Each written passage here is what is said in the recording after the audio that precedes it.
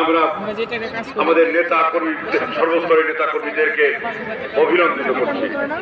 সেই সাথে প্রিয় ঢাকাবাসী, প্রিয় দেশবাসীকে আমরা জানাতে চাই, বৈরী আবহাওয়া শুধু প্রাকৃতিক বৈরী আবহাওয়া না, বৈরী রাজনৈতিক আবহাওয়ার মধ্যে আমাদের এই আজকে এই সমাবেশ অনুষ্ঠিত হচ্ছে।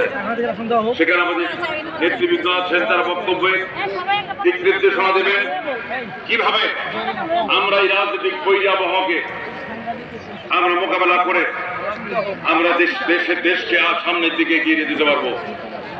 মানুষের মধ্যে যে অস্থিরতা, মানুষের মধ্যে যে শঙ্কা, যে উদ্বেগ, উৎকণ্ঠা, সেটা কাটিয়ে উঠে আমরা এগিয়ে যেতে চাই।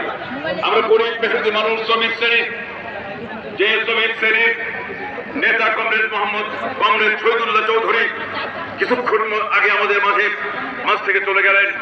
শহীদুল্লাহ চৌধুরী যে স্বপ্ন দেখেছিলেন, একজন নিজে শ্রমিক হয়ে কমিউনিস্ট পার্টির সভাপতি হয়েছিলেন, শ্রমিক আন্দোলনের সংগঠিত করেছিলেন।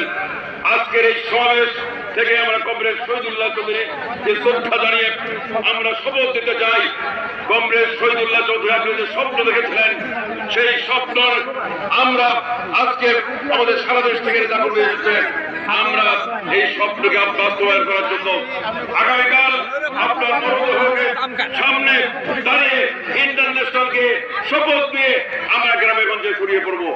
আজকের এই সভায় সভাপতিত্ব করছেন আমাদের পার্টির সংগ্রামী সভাপতি, বীর মুক্তিযোদ্ধা, এদেশের বামপন্থী আন্দোলনের শীর্ষ নেতা, বীর মুক্তিযোদ্ধা কমরেড মোহাম্মদ শাহ আলম। আজকের এই মঞ্চে উপবিষ্ট আছেন আমাদের পার্টির সংগ্রামী নেতৃবৃন্দ, প্রেসিডিয়ামের সদস্যবৃন্দ, আমাদের সম্পাদক, আমাদের সদস্যবৃন্দ, আমাদের নেতৃবৃন্দ উপস্থিত আছেন, তারা বক্তব্য রাখবেন।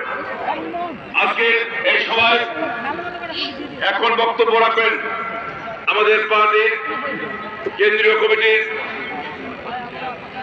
এবং সেই সাথে আমাদের পার্টি কেন্দ্রীয় কমিটির প্রেসিডিয়াম, সম্পাদক, সদস্যবৃন্দ এবং আমাদের সম্মানিত কন্ট্রোল কমিশনের সদস্যবৃন্দ, তাদেরকে আমি মঞ্চে আসার জন্য আহ্বান জানাচ্ছি।